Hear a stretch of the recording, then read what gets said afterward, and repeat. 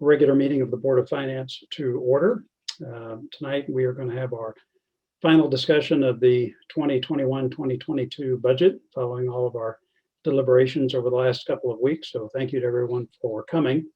As we've done in the past, we've started off with public comment. I'm actually going to flip the order just a bit because I know Jack Davis will want to offer his comments and they pertain to the budget. So just to keep things in sequence, what we're going to do is actually start with the special appropriation for the Parks and Recreation Group and these pickleball courts. And then after that, we'll go right to public comment and then to our budget discussion and a few other items. So why don't we go ahead and get started? Jennifer, you want to take us through this? I don't know if anybody from Parks and Rec is on. Yeah, Pam Geary's here, so let me just scroll through and find her. Okay. We started this, we took this up back in March, and it's that they are raising donations for the pickleball court. And if you recall, Pam had expressed some concern that the Board of Selectmen had approved the donation pending them raising $40,000. And so you made an adjustment and reduced it to an appropriation of $35,750 contingent on raising the funds, which was the amount of her base bid. The $45,000 will allow her to do add alternates. The thinking was then if she raised more, she could come back for an additional appropriation. So they have raised more than $40,000. So now they are back to request that we give them the full appropriation up to $45,000. And I don't know why Pam is not popping in. Oh, there she is. I was listening. Okay. Too late, Pam. We already turned you down. Sorry. So we are here. If you make this adjustment tonight, it will move forward. It hasn't gone to the RTM yet. So this would put it back up to $45,000 because they have raised more than 40. Donations are still coming in. And then the RTM would be able to follow your action and approve the $45,000. Okay, Pam, any other comments on this? No, she explained it perfectly. Okay. I mean, we've already discussed this. I'm completely fine with it. And our only provision was that you guys raised additional money. So this seems perfectly reasonable to me. Does anybody have any questions? Dan, go. Yeah, quick question. What if more money than 45 is raised? What happens if the town would like to use those funds? Does that require an additional appropriation with those additional funds, or would this appropriation be amended? How would the mechanics of that work? That would require an additional appropriation. So right now, the way we're setting it, regardless of what's raised, Pam can only spend $45,000 on this project. So if more was raised and there were related items that could be done, she could come back to you and request an additional appropriation. Thank you. So Jen, answer this, that if all said and done, we complete the project in June for, say, let's just say $45,000, and the residents raise an additional $1,200 for a bench. So today, when somebody wants to donate a bench through our commemorative bench program, we wouldn't need to go anywhere for approval other than, our department. So if they were going to do a commemorative bench, that would be no problem because it would fall under that program and not the pickleball. If it was somehow going to be something other than a commemorative bench and only a pickleball bench, we would have to talk about it. Okay. Other questions or comments for Pam or Jen? Okay. Motion to approve the increase in their appropriation request to $45,000. Okay, Rob, second. Frank, all in favor? Okay, terrific. All right, Pam, thank you. Jen, thanks. Thank you. All right. We look forward to playing some pickleball. I bet you do. Good night, everybody. Thank you. All right, thanks, Pam. Okay. All right, let's go back to public comment. I know Jack Davis had signaled that he wanted to speak tonight, so I see that he is on the call. So I will, Jen, if you can let him in, we can certainly take Jack's comments to get things started. And of course, if anybody else has any comments, we can do that as well. Yeah. Jack, good evening. Happy to have you. Hi, I know there's a lot on the agenda tonight, so I'm going to try and cover this briefly. The 3 points I have deal with the general fund and the capital reserve. And I'm going to deal with that one first and then deal with the public works vehicles. It's my understanding that the recommendation provided are to allocate 2.9 million from the general fund and 1 million from the capital reserve. I'm requesting a slight modification of 200,000 be done by the Board of Finance, taking 1.2 million from the capital reserve and only 2.7 from the general fund. The amounts are a wash, but there is some rationale to this. General funds create greater flexibility than the capital reserve, which can only be used for capital. It's also in the general fund, it's unassigned balance. Retaining 500,000 to 600,000 a year appears to be excessive, since the 5-year average of appropriations is approximately $2.5 million over the last 5 years, which would have a 20% contingency. Formula-driven guidelines ended up being about 300,000, historically between 275 to 400,000 annually, excluding the amounts from the most recent project, are closeouts. In addition, the average use is typically less than 200,000. Thus, if you start with the 300, you're getting even just another 300, and you're spending 200, you still have another 400,000, which is sufficient funds to operate for any unexpected capital projects. In addition, most of our projects have been averaging being under budget. So it's not as if we're having big over budget amounts. Jim Palin stated at the last meeting with the 400,000 in the fire apparatus brings the amount to 1.5. Therefore, I am proposing a 1.2 million from the reserve, increasing that by 200 and reducing the general fund balance by an equal amount, bringing that down to 2.7. I've had a conversation with Jen about this.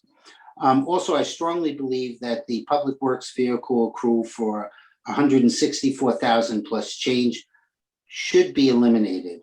It does not make sense to accrue solely for the public works equipment. This year, the town is not accruing for fire apparatus, park and rec vehicles, police vehicles, nor Board of Ed vehicles. The accounting principle of consistency would have similar items having similar accounting treatment. In looking at the schedule for vehicle replacement, it appears that a pay as we go should be able to handle those that we are accruing for. I've had conversations on this with town officials, members of both the RTM Finance and Budget Committee and the RTM Public Works. We do fully support the purchase of the 3 standalone vehicles in the budget. We also want to say that we'll continue to pursue and work with the Board of Finance after this budget cycle on the bonding of fire apparatus, in addition with the Board of Selectmen. And thank you very much for your time. Okay, thank you, Jack. I know we studied your comments since you had a chance to send them to us ahead of time. I'd like to get the whole board to discuss them. So as we work through the remaining details of the budget, we'll get comments from everybody, but I know everyone has had a chance to study your perspectives, and I certainly have some comments as well. But why don't we go ahead then? Does anyone else want to speak before we get started with the rest of the budget? Let's see if I see any hands raised. I do not. Okay. Let's go then directly into our budget discussion.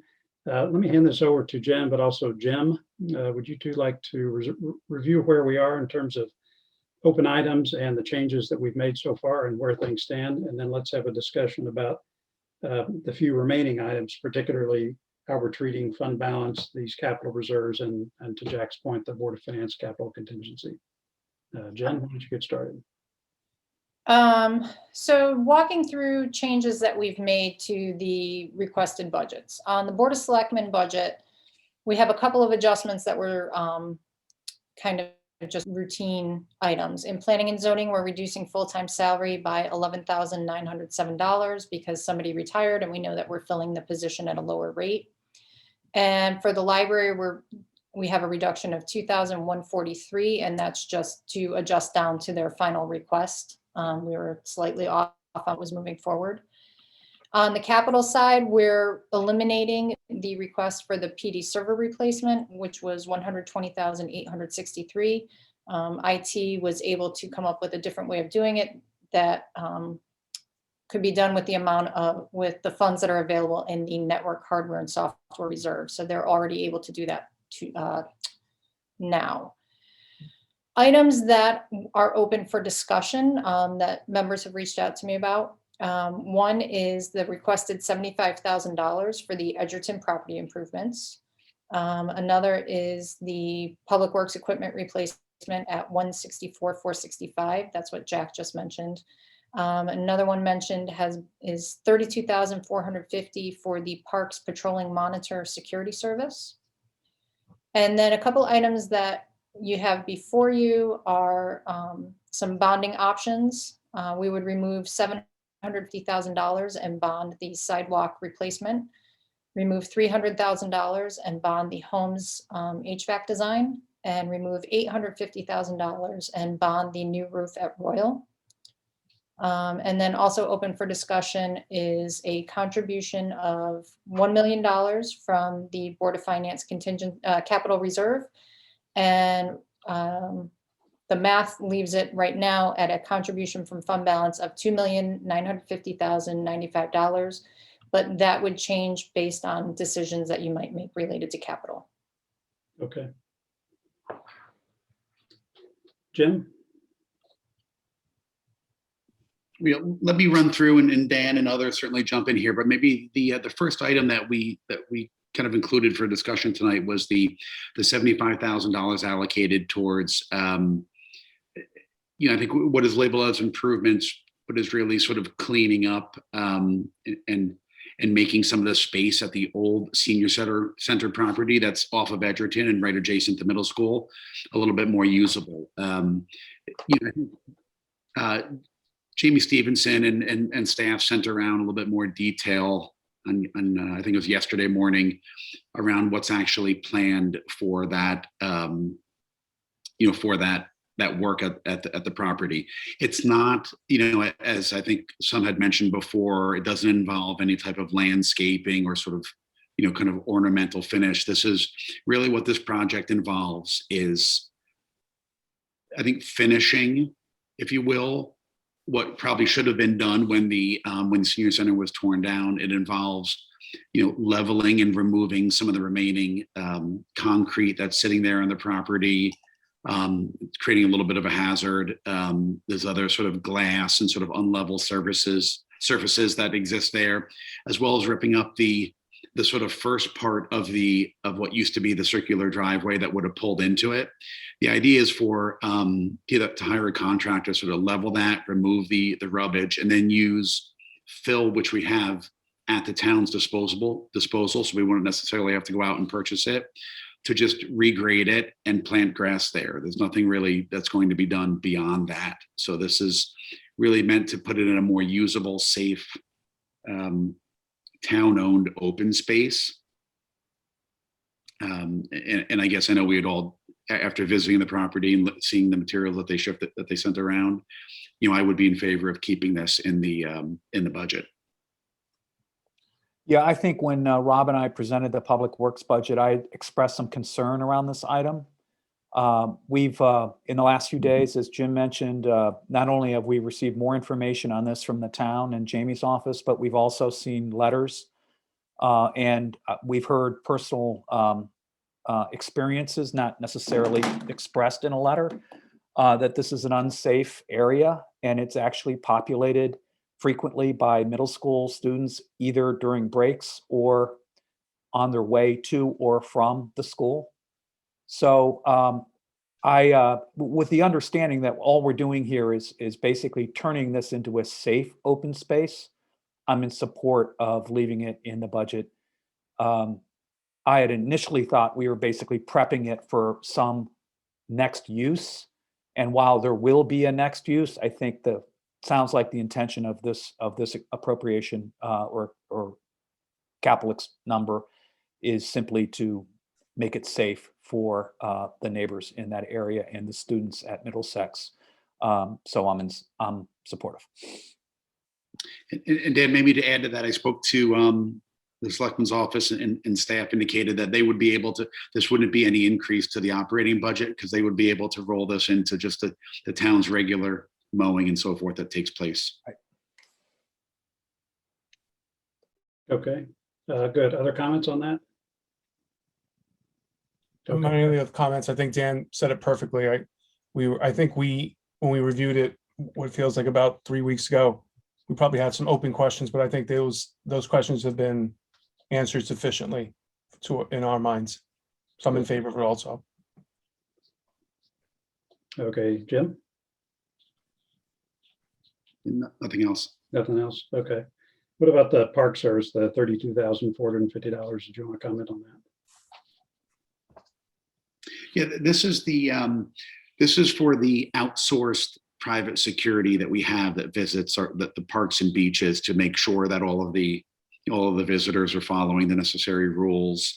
This was instituted originally as part of COVID to make sure that people were following the proper social distancing guidelines and so forth. But I think it's, listening to the Board of Selectmen discuss this and digging into this a little bit more, I think the community has benefited from it because this individual who has been pretty consistently staffing the position for the past year has really got to understand like how our parks and beaches work, got to know the community a little bit. And I think, the thinking is, given that this summer we're likely to continue to see increased use of our beaches and our parks and so forth, it's probably a good idea to continue with this, through this year to make sure that all the necessary rules are followed and so forth.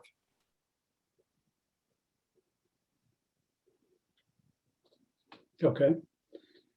I guess moving on to the amounts that we're bonding. So the three that we've selected, the sidewalks, the roof at Royal, and then the $300,000 for the, what was the $300,000? I'm sorry, I can't read my own writing.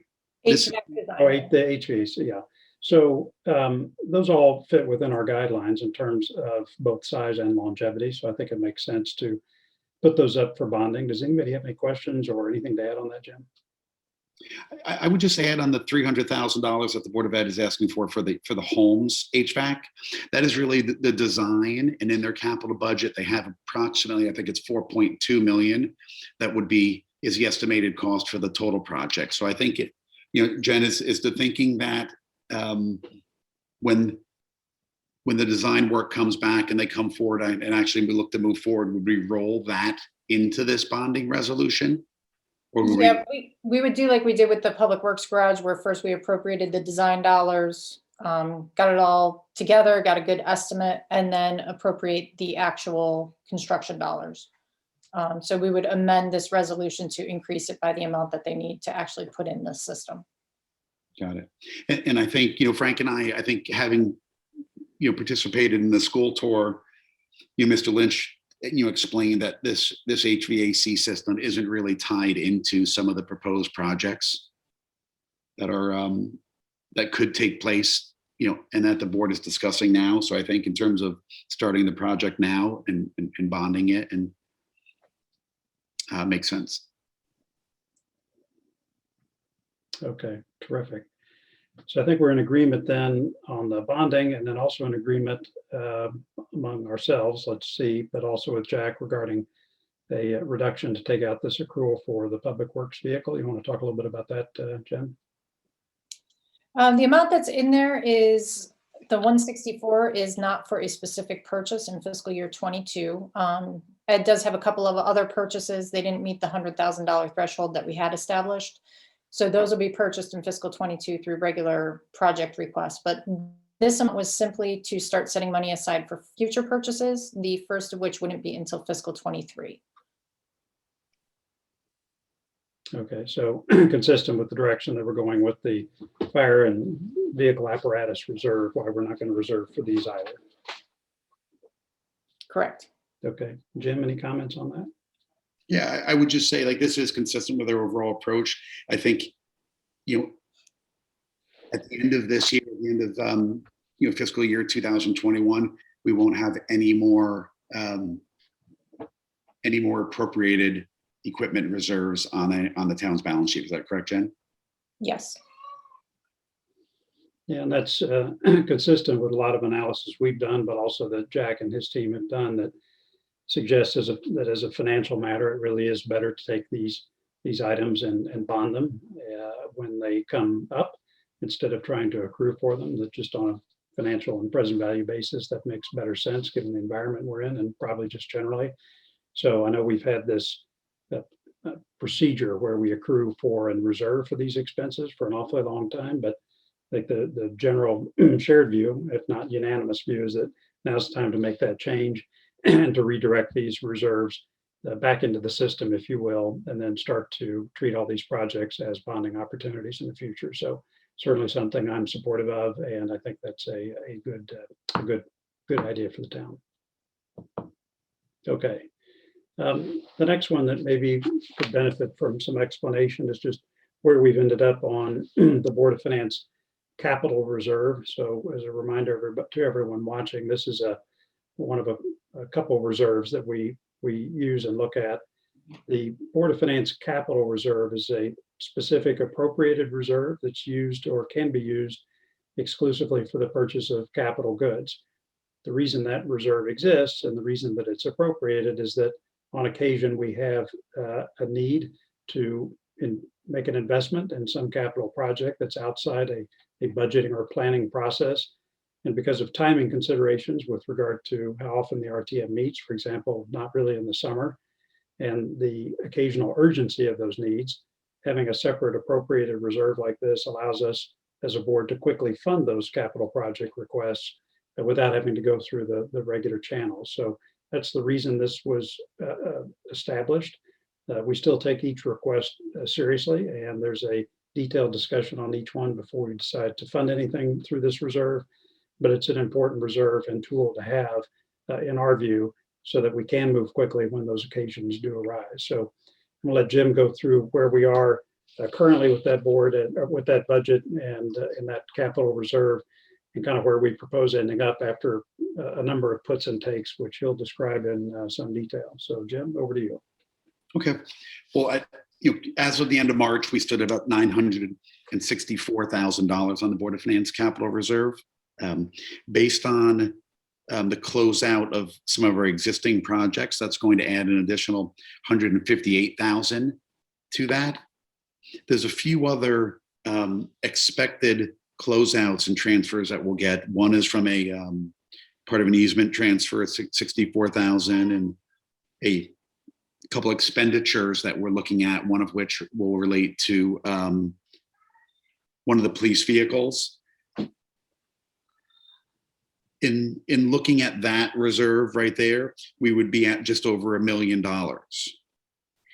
We're also looking at, in terms of other reserves that exist on our balance sheet as part of the consolidation, there's $1.78 million that sits in the fire equipment apparatus reserve. And currently, the only anticipated use, near-term use of that is for later this year for a new fire truck, which is estimated to cost about $1.3 million. So a combination of, if you look at what's in our existing capital reserve, plus what's in the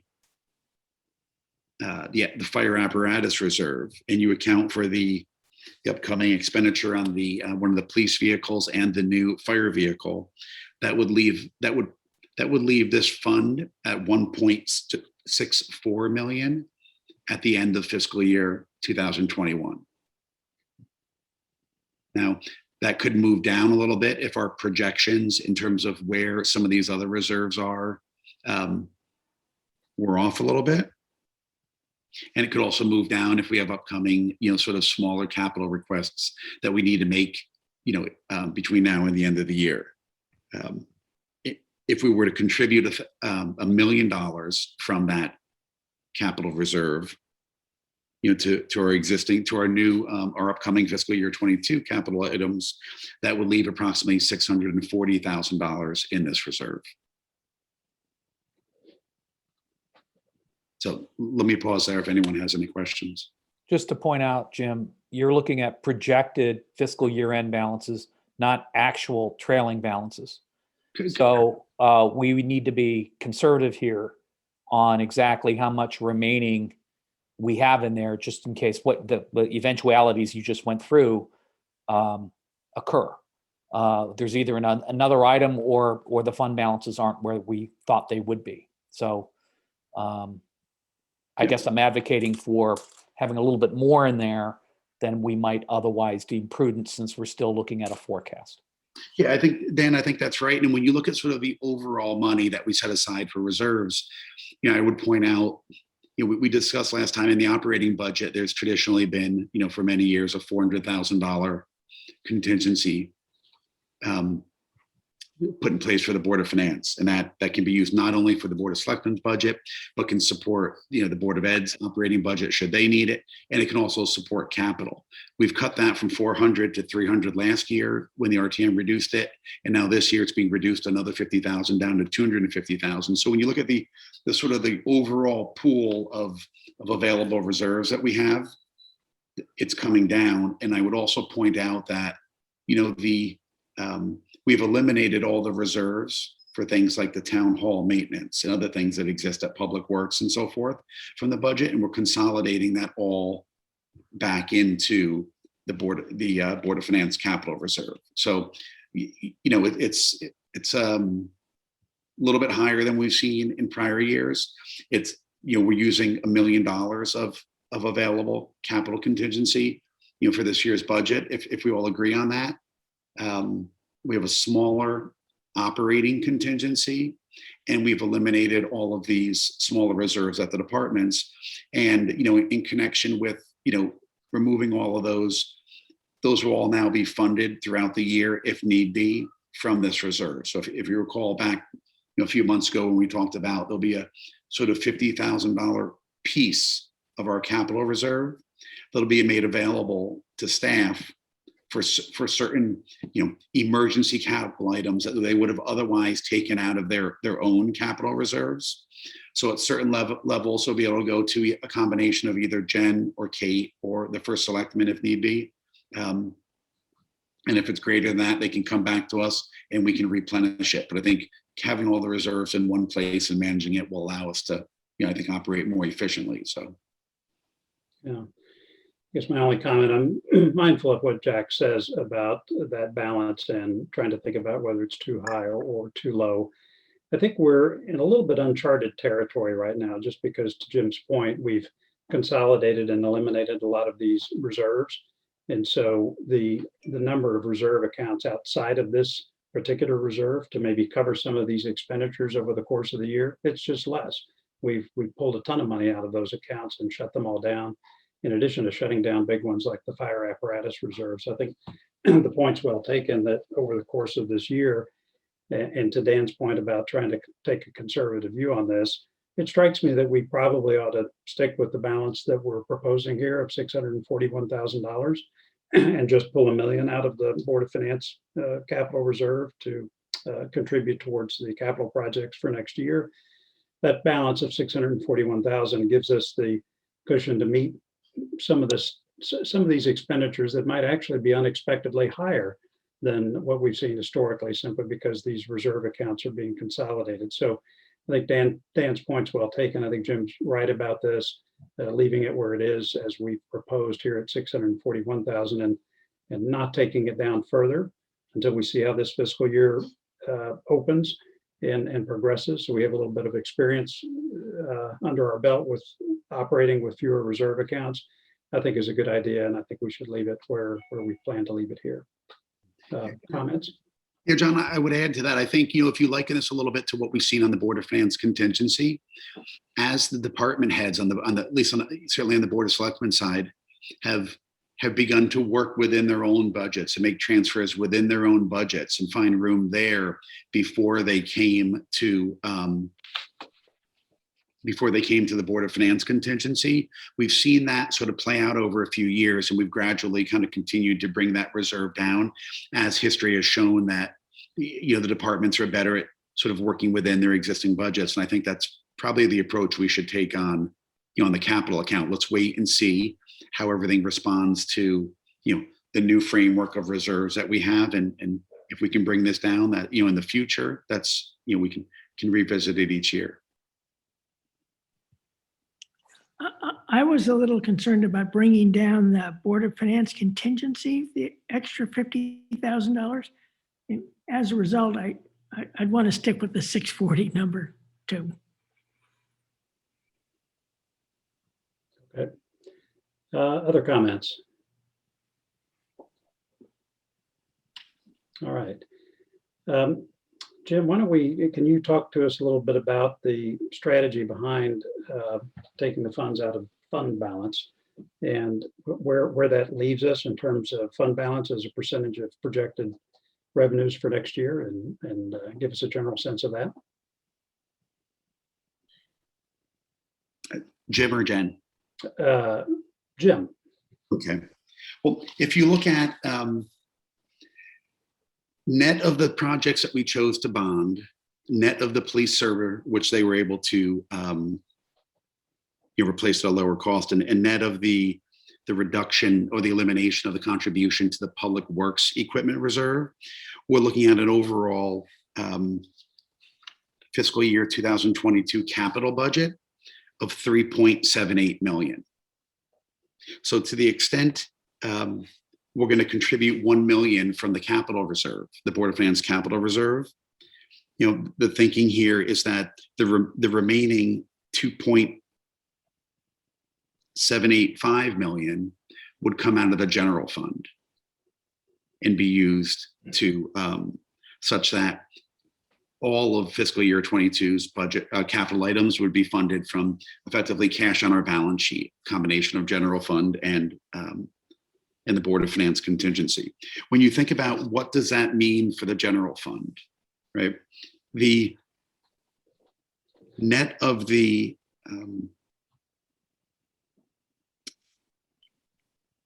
net of the 1.8 million special appropriation that was made to the Board of Ed a month or so ago, that the general fund unassigned balance stands at about 23.8 million. If we roll that forward, again, we're using projections, these are not actuals yet, but if we include what is potentially a $1.6 million revenue surplus, and that's a combination of higher collection rate, combination of additional town clerk revenues, Parks and Rec revenues, net of reductions in permits, if you will, in some of the larger projects, that adds $1.6 million. The town operating budget surplus is projected to be just over 800,000. And the Board of Ed budget surplus, based on the latest information on the ECR grant, would be just over $1 million. So if we include that $3.4 million that would be returning back to the general fund, we'd be using about 2.8 of that. So when you think about what that means for our general fund, right? We've used 1.8 million for the Board of Ed special appropriation. We'd be receiving back 3.4 projected, and we don't know exactly where the Board of Selectmen or the town and the schools are going to end up at the end of the year, but we'd be bringing back in 3.4 million. We'd be using 2.8 to fulfill the balance of the capital budget. That would mean that a net 600,000 would go back into the general fund. So if you're keeping track, we used 1.8 million for the Board of Ed special appropriation.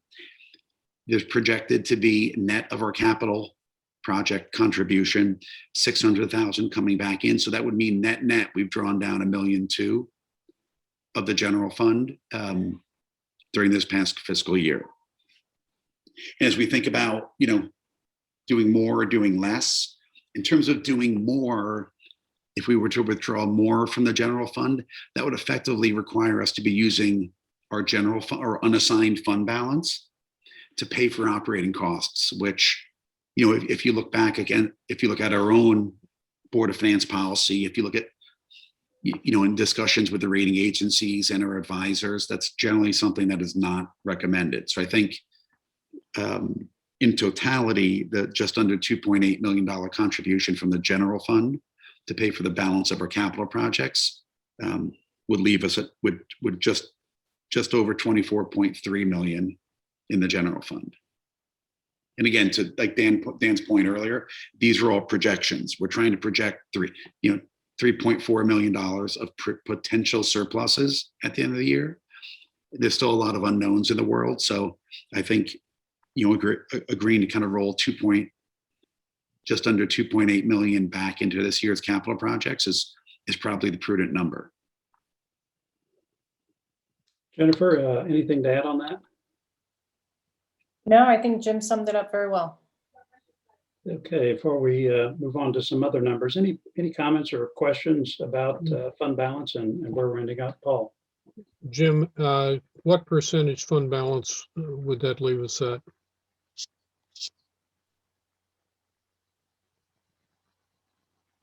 Jen, do you have, what is the 24.3? There's a couple different, when you look at that percentage, there's a few different ways that we look at it. The rating agencies typically look at it as a percentage of revenues.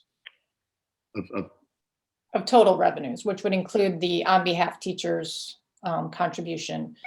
In terms of our fund balance policy, that 24.3 million over the fiscal 22 budget that you are looking at of 152 million would be about 15.96%. Okay. And our policy is a minimum of 12. And the policy says that we try to keep it above 12. Okay. So from a quantum perspective, we're basically bringing down the absolute dollars, unassigned dollars, by about 5% from last year to this year. John, I think you made a point on an earlier call that this is the town's rainy day fund, and we just went through a year unlike any other. And after that year, we're going to be at basically 16% fund balance as a percentage of our budget, which is well above our town policy. So I think we are adhering to a prudent management of this unassigned fund balance, even with these proposed drawdowns. Yeah, I would agree. I gave some thought as to whether we would take it down even further. And to your point, I'd indicate further that it's still raining, right? So we haven't gotten out of this crisis yet. And there still is the prospect of additional required expenditures. I'd remind everybody of our commitment to the Board of Education that if they have further COVID-related expenditures that come up that are not planned in their budget, and you'll recall that they didn't plan anything in terms of reserving for that outside of known expenditures, it's entirely possible that we would need some of these funds to make good on our commitment to support their funding needs for those types of investments. So hopefully with the rate of vaccination and hopefully coming herd immunity, that won't be necessary. But to your point, Dan, the reason we're keeping the reserve higher, where it is now at nearly 16%, even after some of these withdrawals, enables us to have the reserve in place to make good on those kind of commitments. So I think we're in a good space, in a good spot, both on the Board of Finance, capital contingency, as well as fund balance generally. Other questions? Okay. So the last little piece of this is to get us to translate all this into a bottom line. There are still a few puts and takes, though, to take us through. One is, of course, the total amount of the budget less these revenues, but there's also some adjustments to the grand list. Jennifer, do you want to take us through that and let us know where the mill rate comes out after those adjustments? Sure. So we have the final grand list number after the Board of Assessment Appeals, which ends up being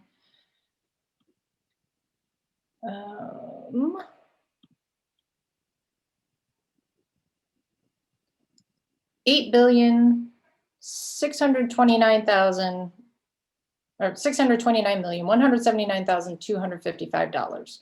But then we do make an adjustment for our local elderly tax relief and our credits that we give to our emergency service volunteers. And then we also apply our budgeted collection rate. Last year, we dropped our budgeted collection rate because we weren't sure what collections were going to look like. This year, they are tracking pretty close to prior years. So my recommendation is that we go back to our method of a 5-year rolling average less 25 basis points for the collection rate, which puts us at 99.45. That applied to the adjusted grand list and then financing the budget that you've talked about puts us at a mill rate of 16.84, which is a 3.15% increase over fiscal 21. Yeah, I think nobody likes to see taxes going up, but I'd point out that when we started this process, we were at a mill rate increase of 7.32%, which given last year's mill rate increase of 0% was a scary number.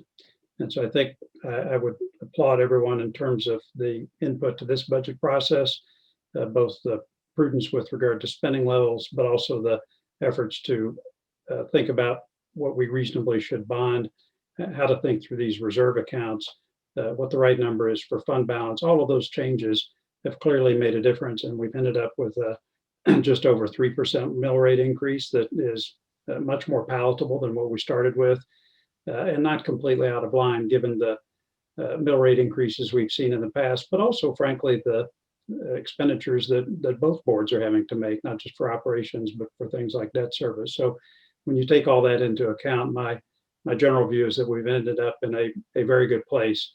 If you, again, think about everything from the union contract increases to COVID spending to general operating increases across the board, everybody's done a good job of trying to keep those well managed.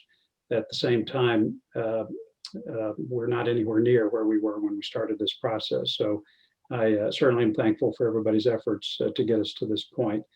Let me open up to the rest of the board. Questions, comments, Paul? Jennifer, would you take us through the mill rate calculation? Sure. Is it just the 143 over the 8589? Let me pull up file just one moment. Because I got a different number. You've got 8542 in your latest spreadsheet, Jennifer. Right, 8542 is the adjusted grand list after we start with the Board of Assessment Appeals, reduce it for our local tax relief, and apply the 99.445 gives us 8,542,122. Okay, I was going off your PDF. Oh, okay. I should go off the Excel. Yes. You go off the Excel. The PDF actually doesn't have that final adjusted grand list number on the page. That's part of the problem. Yeah, Paul, the PDF, if you look at the 8.589, the adjusted grand list that Jen's talking about, that multiplies it by the collection rate. Right. Opposed to the PDF has it buried inside the formula, but they both end up, right, Jen, 16.84? 16.84, right. And Jen, that's with, you took the 164 out? Yes, that is with the Public Works contribution eliminated. If you go off the PDF, it's 16.74. Yeah, Paul, if you go off the PDF, you need to incorporate the collection rate. If you use the one that's in the model, that already has the collection rate built into it. Is that correct, Jen? Yes. Yeah, you essentially divide by that collection rate and it raises the figure just slightly to get to what you need. That's But in a technical sense, Paul, the collection rate doesn't necessarily reduce the grand list. It reduces the taxes that we collect. But we look at it as sort of an adjusted collectible grand list.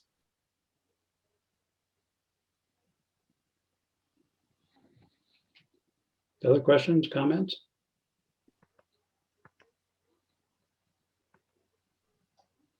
Okay. All right, I think we are at a point where we can now review the resolutions for our budget. I don't see any hands raised either. So, all right, so Jennifer, you provided the resolutions. I think you sent one to me, which was without the Public Works reserve contribution. And I see on that resolution that it's got a 16.84 mils rate in section E. Is that still the right resolution? That is the, as long as your capital shows as 3,279,023, you have the right one. 3,279,023. That is the correct one. Okay. All right. Jennifer sent around, was everybody copied on that resolution, Jennifer? No. Okay. All right. As I've done in the past, should I just read this so that we read it into the record? Sure. Okay. And what I just forwarded to you of those final documents, I'll send around to everybody right now so they can follow along. Okay, this won't take but a minute, but these are the budget resolutions we've had in the past, and so I will just read them briefly. A, resolved that an appropriation of $3,279,023 is hereby made from the reserve fund for capital non-recurring expenditures for the purpose of meeting expenses of the town of Darien as shown by the budget this day. Approved. B, resolved that an appropriation of $46,100,131 is hereby made in the general fund for the selectmen's operating budget. C, resolved that an appropriation of $106,624,199 is hereby made in the general fund for the education operating budget. D, resolved that the above appropriations totaling $152,724,330 are for the purpose of meeting the expenses of the town of Darien for the fiscal year commencing July 1st, 2021 and ending June 30th, 2022, as shown by the budget this day. Approved. E, resolved that a tax of 16.84 mils is hereby levied on the last complete grand list of the town with a total net assessment of $8,629,179,255 on property as of October 1st, 2020, payable in two equal semi-annual installments. The first installment to become due and payable on July 1st, 2021, and the second installment to become due and payable on July 1st, 2022, provided, however, that 1, any taxpayer may pay both of said installments on July 1st, 2021. 2, the personal property tax on motor vehicles in said town shall become due and payable in one single installment on July 1st, 2021. And 3, any property tax in any amount not in excess of $100 shall become due and payable in one single installment on July 1st, 2021. F, resolved that the town of Darien, acting through its Board of Selectmen and subject to the approval of said town at the annual budget meeting of the representative town meeting to be held on May 10th, 2021, be authorized to borrow on the note or notes of the town the sum of $5 million or so much thereof as may be necessary for the general expenses of the town, pending the collection of either or both of said semi-annual installments of taxes on or prior to June 30th, 2022. G, resolved that the following appropriations for other funds are hereby made as detailed below for the 21-22 fiscal year as shown by the budget this day. Approved. $4,165,660 for the sewer operating fund for the purpose of meeting expenses of the town of Darien Sewer Commission. $211,809 for the sewer assessment fund. $169,800 for the sewer capital fund. $824,665 for the parking lot administration fund. And $278,632 for the parking lot capital fund. So that's the resolution that we need to vote on. Are there any questions, comments? Jennifer, if I missed anything?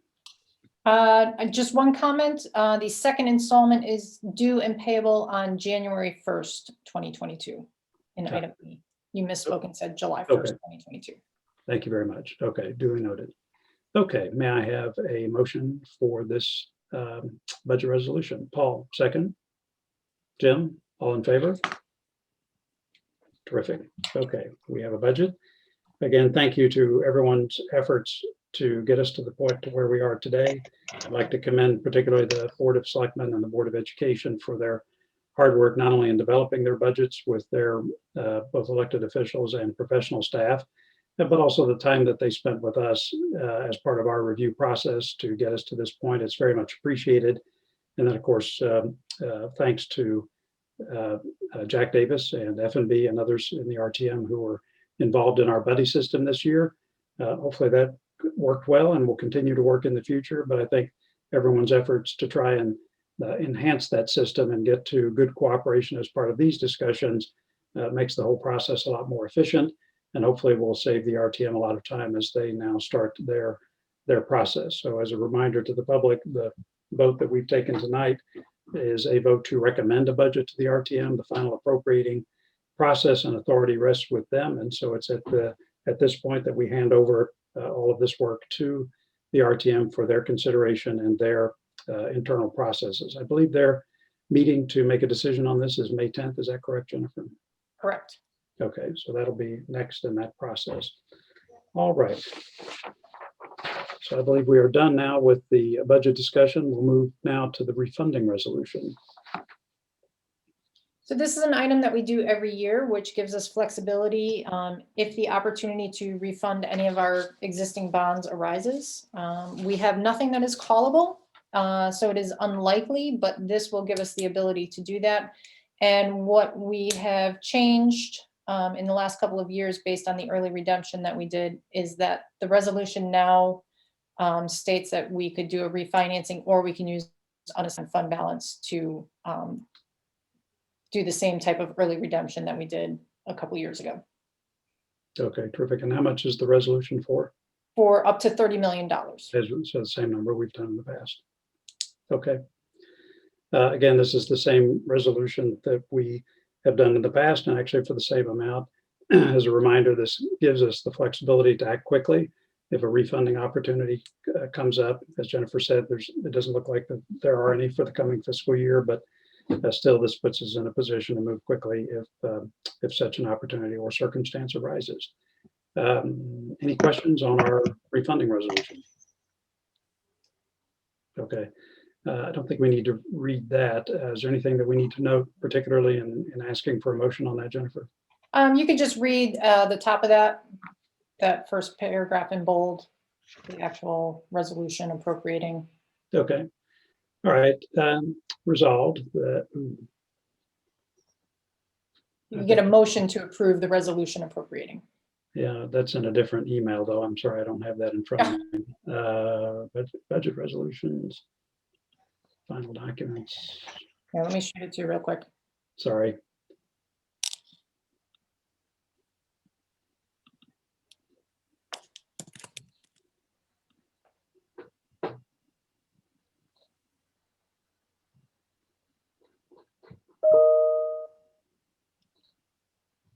Thank you. Sorry about that.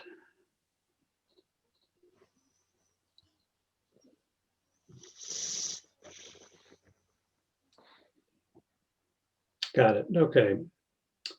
Resolution appropriating $30 million to refund certain of the town's outstanding bonds and authorizing the issuance of refunding bonds or amounts available in unassigned fund balance to finance such appropriations. Can I get a motion on that? Okay, Dan, second. Rob, terrific. All in favor? Okay, refunding resolution passes. Thank you. Okay, number 7, discuss and take action on a special appropriation of fund balance. Jennifer.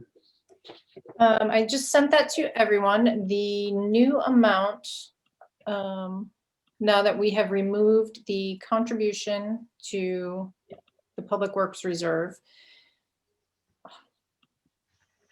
is $2,785,630. The way that this will work is after it goes through your board, it will go to the RTM. 10 days after they approve it, it will become effective, and we will move the $2.7 million from the general fund to the reserve for capital non-recurring. And that will build up a fund balance within the reserve for capital non-recurring that then we're appropriating, or we're using to fund the fiscal 22 capital projects. And this would still be this would still be appropriated by the RTM. Correct. Okay. And Right, Jen, so go ahead. these monies would be available July 1, correct? If you want to make it effective July 1, we can do that. It's 6 of one, half dozen of another. If it becomes effective 10 days after the RTM meets, so on May 20th, we would move the dollars May 20th, and it would be out of the general fund balance and into the capital fund balance in fiscal 21. If we make it effective July 1st, we would move the funds July 1st. So it would move from unassigned to assigned fund balance, general fund for fiscal 21. And then it would become the capital fund balance in fiscal 22. So we Since this doesn't show up in any budget, it's immaterial in terms of what date it actually hits the accounts, right? Right, But it shows up in the financials, right? correct. So, So- yeah, so I think So we want it July 1 then, right?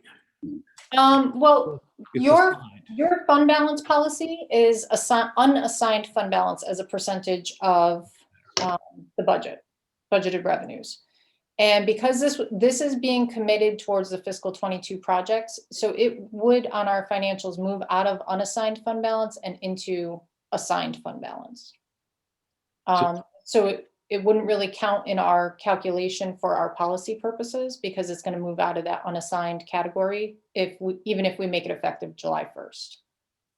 I don't see any reason to not make it effective 10 days after the RTM votes on it. to make it become unassigned or to make it be effective and able to be spent. It's not able to be spent. What it will do is it will come in as a revenue into the capital fund. We're basically going to over contribute $2.7 million in fiscal 21. That is then going to be fund balance within the capital budget in order to fund fiscal 22 projects that you are approving in the budget. But as far as the expense, they would show up in our fiscal 2022 audited financials? It would be expensed in out of the general fund in fiscal 21. If it's effective 10 days after the RTM meets in May.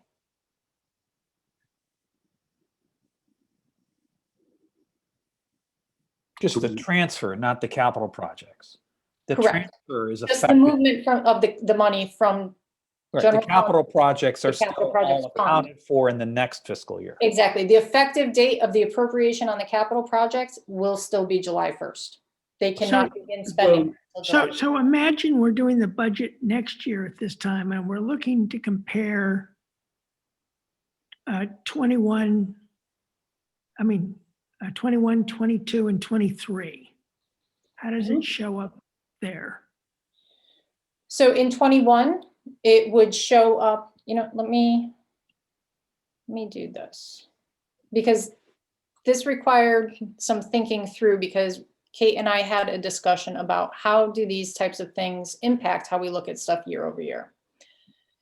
So if we look at the Volpe report, what we've had in the past is just a town capital line, a Board of Ed capital line, and the less other revenues line. So if we look at column B, this is the fiscal 21 adopted. And your town capital line and your Board of Ed capital line, particularly the town capital line, are lower than expected because we funded $400,000 through a contribution from the capital reserve, and then we funded some other things through bonding.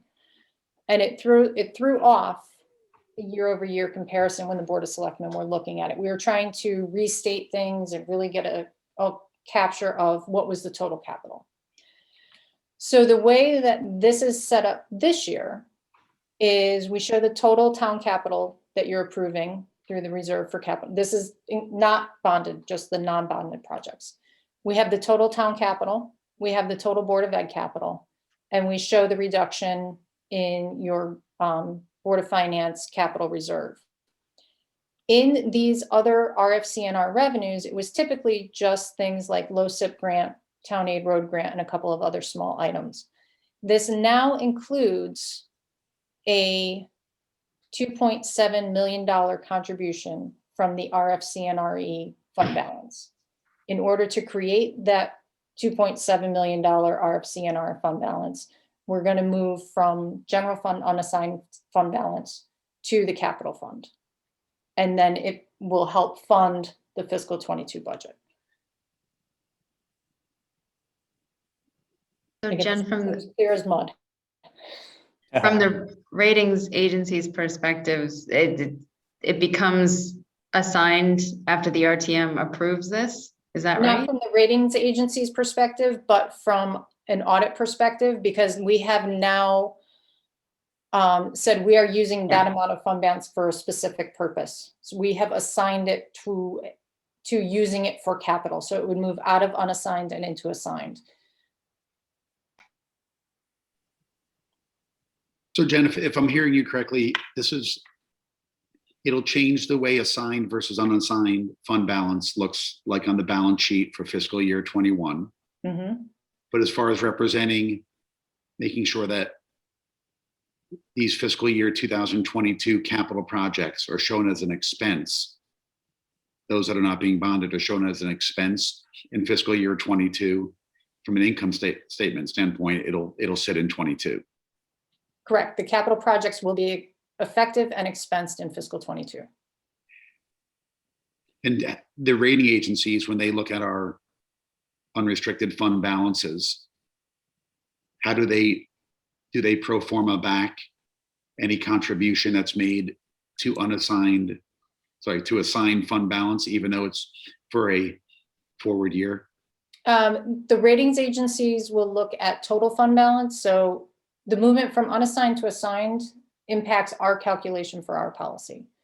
The ratings agency look at total fund balance. So it would be assigned and unassigned, as well as committed, even though we have very little in committed. They look at total fund balance as a percent of total expenditures, which is our budget expenditures plus the teachers on behalf contribution for the teacher's pension. So from their perspective, it's going to total the same number, whether it's an assigned or unassigned. That movement is just relative to our policy. Honestly, I don't have a concern moving it in fiscal 21. I think it's cleaner. You're moving it to the fund where you intend to use it to fund the fiscal 22 capital projects. And if I'm hearing you right, it does not, the timing of that does not affect the calculation of rating agency relevant metrics on any of this stuff. And so it doesn't matter from their perspective as to when we do this. Correct. Okay. And when we look at year over year, the stuff that we're approving tonight will show up as a fiscal year 22. Right. So next year, this is our fiscal 22 column. If we were to layer on a fiscal 23 column, we'll have a true total non-bondable capital for town, a true total non-bondable capital for Board of Ed. And then we'll have another discussion if there's going to be any draw from the capital reserve. So I think this presents it cleaner for year over year comparison, and showing the special appropriation. What we've done in the past is we've actually pulled projects out of the capital, say $1 million worth of projects, and identified them as those were funded by the special appropriation. We're eliminating that this year and moving it into the capital fund and having it a capital contribution, or a contribution from the capital fund balance, again, to preserve that year over year comparison. The year over year comparison is what we're spending. What we're discussing here is how we're funding that, right? So it doesn't impact the year over year comparison on what we're spending on a non-bonded capital. It has in the past, because we've done it differently in the past. Okay. In the past, if it came out of the Board of Finance capital reserve, it went into the current year's expenditure rather than the following years. Right. So I think, Jen, maybe one thing we just need to, for the summer projects is just look at our policy. I know we have a few different provisos when we look at calculating it. Maybe we should just make sure it reflects the timing of situations like this. On the policy? Yeah, we can revisit that.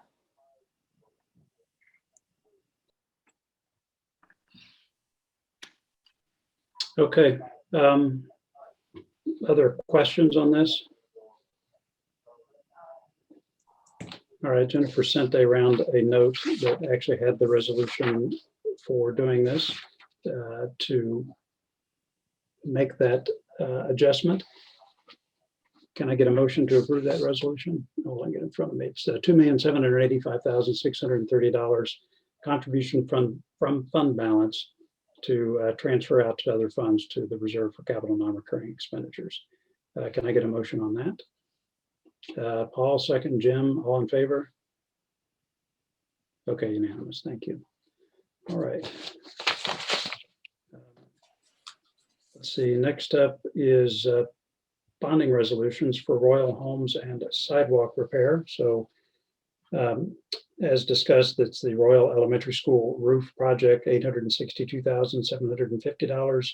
Holmes Elementary School, the HVAC design work, $304,500. And finally, sidewalk repair and replacement, $761,250. So we have resolutions on that as well. Let's see here, hold on a second. Just one comment on those. I put the agenda together before I got the bonding resolutions back from bond counsel. And their recommendation was to round each of them up to the next $1,000. So Royal becomes $863,000, Homes 305, and sidewalk repairs 762. That small additional money would go into the budgeted cost of issuance for each of those projects. It wouldn't increase the actual project appropriation that you're giving them. Okay, I don't see that I have the bonding resolutions here in my email. Have you sent those or? I sent those, I think, yesterday. No, I've got 400 emails here. Sorry.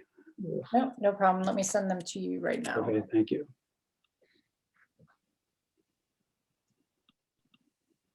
So just as a reminder, everybody, these bonding resolutions are what we put in place that actually authorizes us to bond for those projects.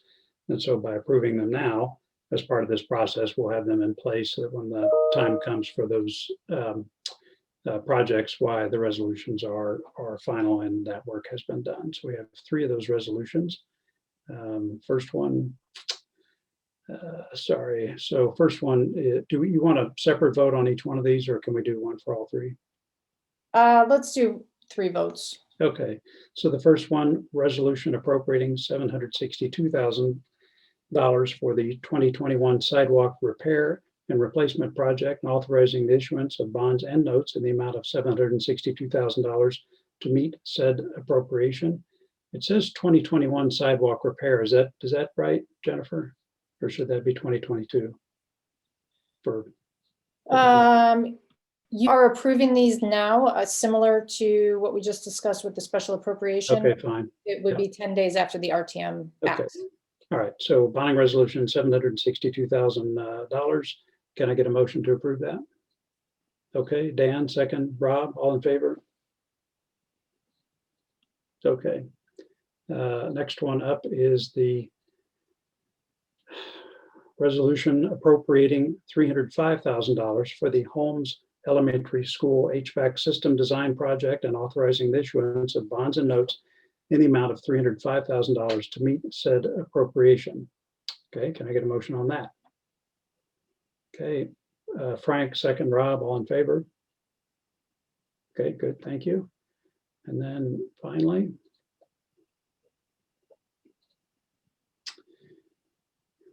this is a resolution appropriating $863,000 for the Royal Elementary School roof replacement project and authorizing the issuance of bonds and notes in the amount of $863,000 to meet said appropriation. Motion to approve. Okay, Paul, second. Jim, all in favor? Okay, terrific. All right. So that is that on our bonding resolutions. As this is a regular meeting, we have a financial report. Jennifer. Okay, financial report. Good news on property taxes. On the deferral as of April 5th, the tax collector reported to me that we have collected $893,673 of the deferrals that were approved in January. So we have 1 commercial account outstanding and 3 residential accounts. They're all real estate, and she feels that ultimately they will be collected. Terrific. The town clerk's revenue, as we've talked about with our projection, is still cranking along. They are about $520,000 over budget right now, and expect that high volume to continue. On building permits, their numbers are picking up. They had a slow start to the year, but December to March have exceeded prior years. And in March alone, they took in $322,000. So that is looking a bit healthier. I don't think we will meet the budget this year, but it's looking better than it was. And then the last time I want to call your attention to on revenues is the transfers in. We expect that the sewer assessment transfer will be about $100,000 less than budgeted because we've drawn down the fund balance in that fund. So on the expenditure side, Police Department and Public Works, right now, they're tracking lower than budget. Police Department has had a couple of vacancies here and there throughout the year, and their OT is lower, and Public Works right now, their OT is lower than the budget would indicate. So those are looking good for surpluses. Parks and Recreation, as Pam mentioned when she met with you at your meeting in March, her program revenue is very high. We have exceeded the budget on their program revenue, but that also means that we're going to be exceeding the budget on their program expenses. So you will see coming to you in May a special appropriation. We're going to request to appropriate some of their unanticipated revenue. About $250,000 is what she thinks she'll need for the rest of the year. But it's really a wash between more revenue and equals more expense. Let's see. Other than that, it's things that we've talked about in the past. The EMS, I'm waiting for one more month of data, and then I'm going to bring you a transfer request. We will definitely need to request a transfer from contingency for that, just because call volume and collections are down due to COVID, and we did have a contractual increase.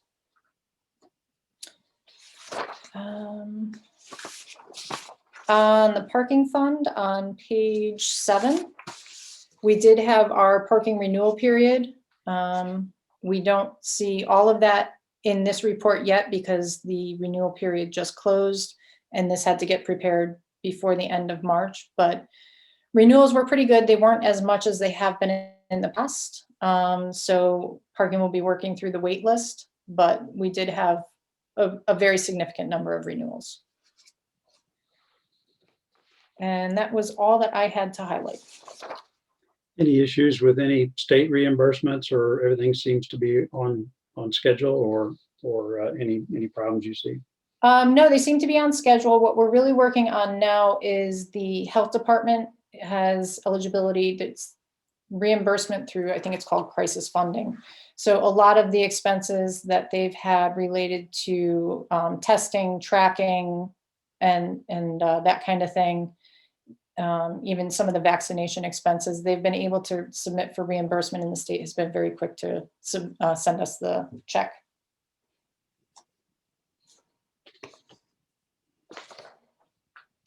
Okay, any concerns on any of the active bonded projects with any cash surpluses or deficits that we need to pay attention to? One that you will be seeing come before you, I'm not sure exactly what the decision is going to be on how we want to address it, but the Highland Farm improvements on page 8, sorry. They are over budget by $28,000 right now. Kate is looking at that and deciding how she wants to proceed, whether she wants to request a transfer from somewhere, or if we will need to request an additional appropriation and bond authorization. She'll take a look at it, but we'll be bringing you something on that to clean up that project. Everything else is looking good. Okay, those are the only questions I had. Does anyone else have any questions?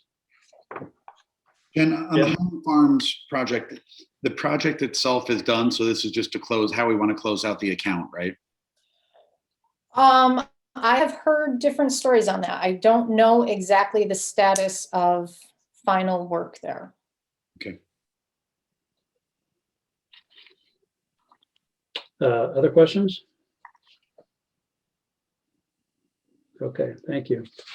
All right.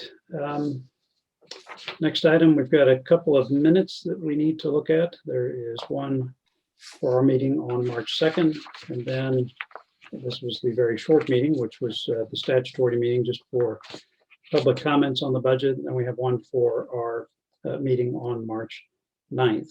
Wait a minute, I think I've got that backwards. Anyway, March 2nd and March 9th. The first one was March 2nd, was to receive the budgets from the Board of Selectmen and Board of Education. And then March 9th was our short statutory meeting. So Dan, I know you have looked through these. I read through the minutes and didn't have any comments on either. Does anyone have any comments or corrections? Okay. Yeah, yes, at March 9th meeting, I was not present, so I'll abstain on that vote. It lists me as being there. I was not there. Got it. Okay, we will make that adjustment. All right, can I get a motion to approve the March 2nd meeting, which was the receipt of the budgets? Okay, Frank, Rob, all in favor? Okay, March 2nd approved. And then can I get a motion to approve March 9th as amended by Paul?